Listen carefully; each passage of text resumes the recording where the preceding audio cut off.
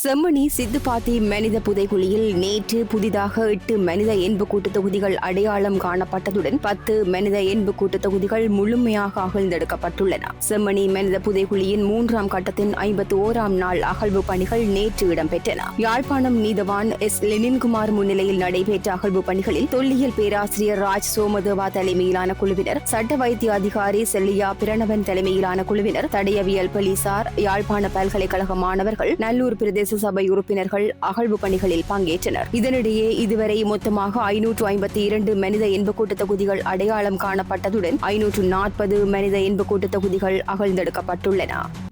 செம்மணி சித்துப்பாத்தி மனித புதைகுழி வழக்கானது இன்று 3ஆம் கட்டத்தின் 51ஆம் நாள் யாழ் பிரதான நீதவான் கௌரவ எஸ். லெனின்குமார் அவர்கள் முன்னிலையில் காலை எடுத்துக்கொள்ளப்பட்டு இந்த அகழ்பணி நடைபெற்றது. இதில் புதிதாக 8 மனித எண்பு தொகுதிகள் அடையாளம் காணப்பட்டு மொத்தமாக இதுவரை 552 மனித எண்பு தொகுதிகள் அடையாளப்படுத்தப்பட்டன. அதில் அடையாளப்படுத்தப்பட்டவையில் புதிதாக 10 மனித எண்பு தொகுதிகள் அகழ்ந்தெடுக்கப்பட்டு நீதிமன்ற கட்டுக்காவலுக்கு வழங்கப்பட்டது.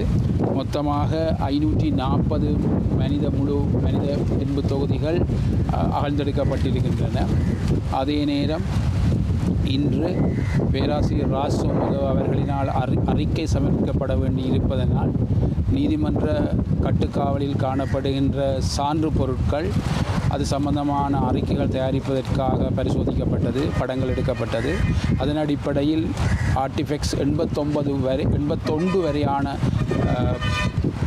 பிற சான்று பொருட்கள் அடையாளப்படுத்தப்பட்டு அதிலிருந்த படங்கள், தரவுகள் பேராசிரியரினால் குறிக்கப்பட்டது. அதே நேரம் மிகுதி பிற சான்று பொருட்கள் சம்பந்தமாக நாளை தொடர்ந்து நடைபெற இருக்கின்றது. இந்த ஆய்வு சம்பந்தமான விடயங்கள் தொடர்ந்து 52ஆம் நாள் அகழ்வு பணி நாளை நடைபெற இருக்கின்றது. 3ஆம் கட்டத்தின் அகழ்வு பணி 56ஆம் நாள் வருகிற 19ஆம் தேதியோடு நிறைவடை இருக்கின்றது.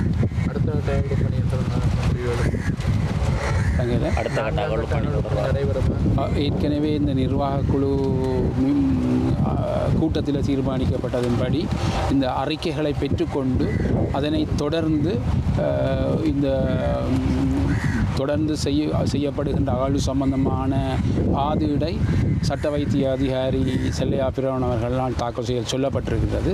அவர் தாக்கல் செய்கின்ற போது அது சம்பந்தமாக அரசாங்கம் அதற்கான நிதி ஒதுக்கீடுமாக இருந்தால் இந்த நிபுணர்களின் அறிக்கைகளை வைத்துக்கொண்டு நிபுணர் குழுவின் அறிக்கைகளை வைத்துக்கொண்டு நிர்வாக கூட்டத்தில் தீர்மானிக்கப்பட்டு அக்டோபர் 14ஆம் தேதி நடைபெறுகின்ற நீதிமன்றத்தில் நடைபெறுகின்ற இந்த நிர்வாக கூட்டத்தில் அது சம்பந்தமாக தீர்மானிகள் தொடர்ந்து அகழ்வு பணி நடைபெறலாம் என்று நம்பப்படுகின்றது. எழுமாற்றான குழிகளுக்கு என்று அடையாளமிடப்படும் என்று சொல்லி கூறப்படும். அது உங்களுக்கு தெரியும். எழுமாற்றாக 2 குழிகள் அகழப்பட்டது. ஆனால் அந்த 2 குழிகளுக்குள்ளும் எண்பு தொகுதிகள் கண்டுபிடிக்கப்பட்டன. அந்த 2 குழிகளும் ஏற்கனவே ஜிபிஆர் பரிசோதனை செய்யப்பட்ட இடங்களில் தோண்டப்பட்டன. அதை விடுத்து மற்ற பகுதிகளில் அகழ்வு செய்வது தொடர்பாக நிபுணர்கள் கலந்தாலோசித்துக் கொண்டிருக்கிறார்கள்.